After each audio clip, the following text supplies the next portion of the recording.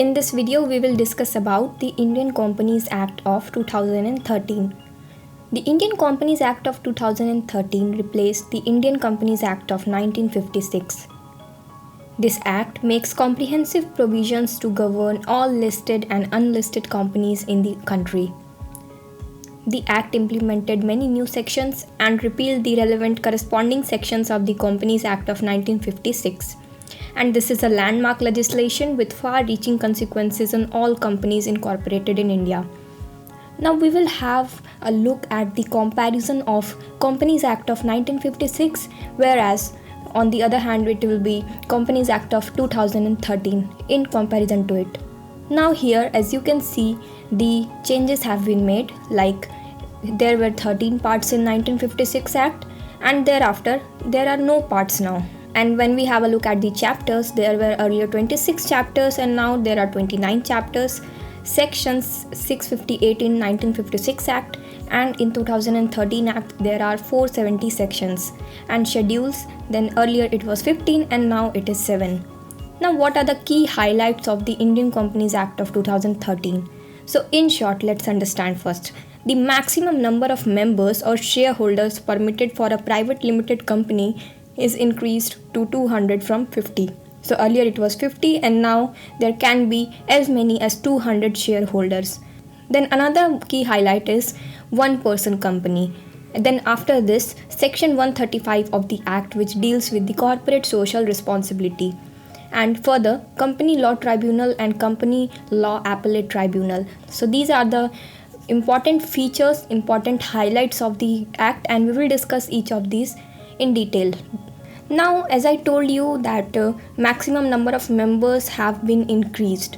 So the class action suits for shareholders. So first one is the class action suits for shareholders. Now, according to the Companies Act of 2013, it has introduced new concept of class action suits with a view of making shareholders and other stakeholders more informed and knowledgeable about their rights. So the class action suits basically make the shareholders and stakeholders more informed and knowledgeable. The next is more power for shareholders. Now, as I told you, the Companies Act of 2013 provides for approvals from shareholders on various significant transactions. Further, women empowerment in the corporate sector. This act stipulates appointment of at least one woman director on the board and for certain class of companies only. Then after that, CSR. Corporate social responsibility. It is one of the important features, and this act stipulates certain class of companies to spend a certain amount of money every year on activities or initiatives reflecting CSR. Then after this comes National Company Law Tribunal. So this act introduced National Company Law Tribunal and National Company Law Appellate Tribunal in order to replace the Company Law Board and Board for Industrial and Financial Reconstruction. So they would relieve the courts of their burden while simultaneously providing specialized justice. So basically, tribunal has been set up. Now after this, fast track mergers. So this act proposes a fast track and simplified procedure for mergers and amalgamation of certain class of companies such as holding and subsidiary and small companies after obtaining approval of the Indian government. Now, cross-border mergers, it is another important feature. So this act permits cross-border mergers both ways, a foreign company merging with an Indian company and vice versa, but with prior permission of RBI, that is Reserve Bank of India. Then after this, prohibition on forward dealings and inside trading. So this act prohibits directors and key managerial person from purchasing, call and put options of shares of the company if such a person is reasonably expected to have access to price sensitive information. Further, increase in number of shareholders, as I already told you. Then limit on maximum partners. So the maximum number of persons or partner in any association or partnership may be up to such a number as may be prescribed, but not exceeding 100. So this restriction will not apply to an association or partnership constituted by professionals. And who are these professionals? Like lawyer, chartered accountants, CAs basically, and company secretaries who are governed by their special laws. Then I discussed one person company. So what is this feature? So the act provides new form of private company, that is one person company. It may have only one director and one shareholder, and this act requires minimum 2 shareholders and 2 directors in case of a private company. After this comes entrenchment in articles of association. So this act provides for entrenchment. What is entrenchment? So it is basically applying extra legal safeguards. So it provides for entrenchment of articles of association. And after this, electronic mode. So this is one of the important one, and the act proposed e-governance for various company processes like maintenance and inspection of documents in electronic form, option of keeping of books of accounts in electronic form, financial statements to be placed on the company's website, and etc. Then Indian resident as director. Now every company shall have at least one director who has stayed in India for a total period of not less than 182 days in the previous calendar year. And then independent directors. So according to this act, it provides that all listed companies should have at least 1/3 of the board as independent directors. So 1/3 of the board should be independent directors, and such other class or classes of public companies as may be prescribed by the central government shall also be required to appoint independent directors, and no independent director shall hold office for more than 2 consecutive terms of 5 years, that is for 10 years overall. After that, he or she cannot hold office. Next is serving notice of board meeting. Now this act requires at least 7 days notice to call a board meeting, and the notice may be sent by electronic means to every director at his address registered with the company.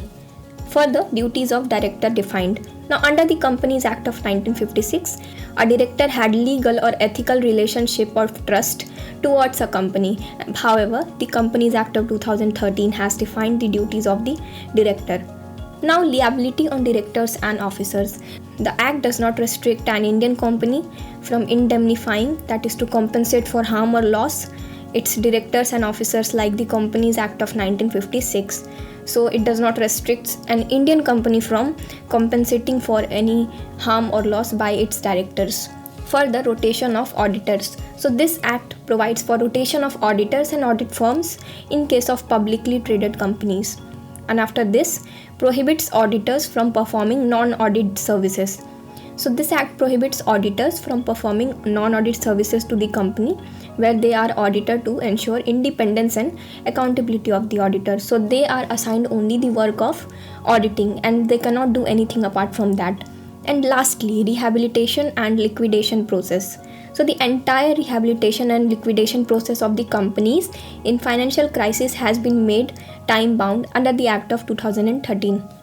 Also, let me tell you, there came Companies Amendment Act of 2019. So this act was passed by the Parliament in July 2019, and the changes recommended under the latest amendment to the act are as follows. First one is the companies will have to keep an unspent amount into a special account for the purpose of CSR, that is corporate social responsibility, and this amount, if left unspent for a period of 3 years, will be moved into a fund specified in Schedule 7 of the Act, and this could even be the Prime Minister's Relief Fund. Okay.